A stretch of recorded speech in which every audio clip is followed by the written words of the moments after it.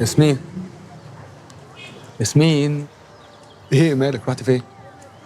تقول ايه؟ اصلا انت مش هنا خالص؟ فكري ولا بفكر فيه؟ ها؟ ما اعرفش ليه لما شفت دليده اتلخبطت قوي. عارف، وحسيت ان انا نفسي اجري عليها واخدها في حضني ولا وحشتيني. في نفس الوقت عايزه الطشها 100 قلم على وشها، غبيه، واقول لها انت بجد غبيه خسرتينا بعض.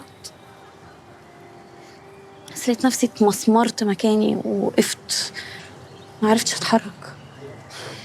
انت عارف، انا لحد دلوقتي ما عرفتش اكره دليده. مش مسامحاها، بس هي صعبانه عليا.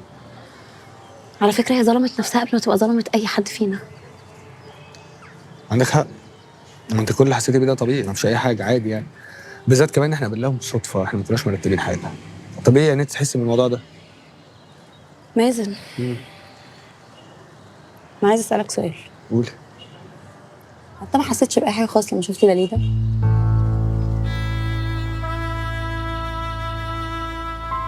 هو انا ما استغربتش ان انا شفت دليده، انا استغربت ان انا ما حسيتش حاجه خالص لما شفتها. عادي. كنت دايما بسمع الناس تقول لك ان المخ ساعات بيحاول يترجم كده او يقنع نفسه ان كأن اللي حصل ده ما حصلش، وبينسى كل حاجه لما بتوجع. بس كانت اول مره اعيش الموضوع ده. ما اعرفش، كاني ماشي اي حاجه معاها قبل كده خالص، كاني ما شفتهاش قبل كده خالص. فاهمك. موقف وعد. بالظبط كده. المهم ما ينفعش اللي انا عايش فيه ده. عايزاك تحضر لي نفسك من اول الاسبوع الجاي. اشمعنى؟ علشان هنوضب بيت المزرعه. استر يا رب. اشمعنى؟ ليه؟ علشان ايوه. انا عارفه ان البيت ده انت ليك فيه ذكريات كتيره قوي مع باباك ومامتك، وعارفه قد ايه كمان انت بتحبه. وبما ان خلاص بقى عادي وما فيش حاجه، ليه ما نعملش مع بعض ذكريات فيه؟ صح، انت صح.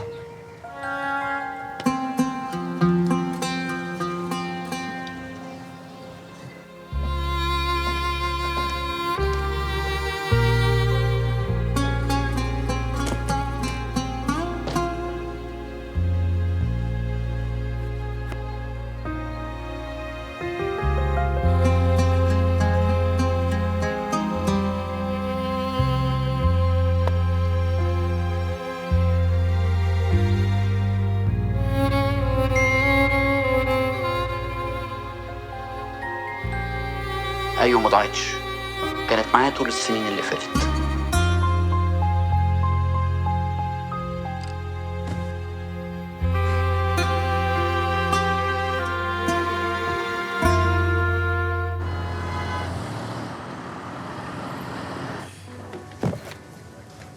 ايه ده؟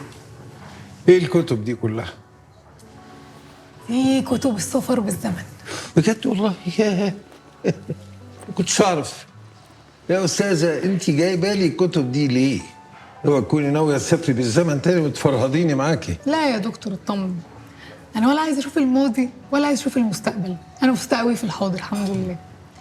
انا قلت بس بدل ما ارميهم اكيد حياتك ممكن تستفاد بيهم يعني، او ممكن تعتبرهم هديه على تعب حياتك معايا. طيب يا ستي، انا متشكر جدا وهديه مقبوله يعني. بس قولي لي بقى، انت ما بيجيش في ذهنك خالص ان انت ترجعي بالزمن ل1 يناير 26؟ لا خالص. خالص؟ نهائي. طيب، ندمانه انك سافرتي بالزمن؟ ندمانه اني فهمت غلط. فهمتي غلط ازاي يعني؟ مش فاهم. فهمت ان حياتك كنت صح مبدئيا وان الزمن ده ما ينفعش نغيره. فهمت انه الرحله دي كان هدفها ان انا افهم انه مش هكمل مع مازن، عشان بس تخفف عليا الصدمه شويه. رحمه حولتها لبلاء.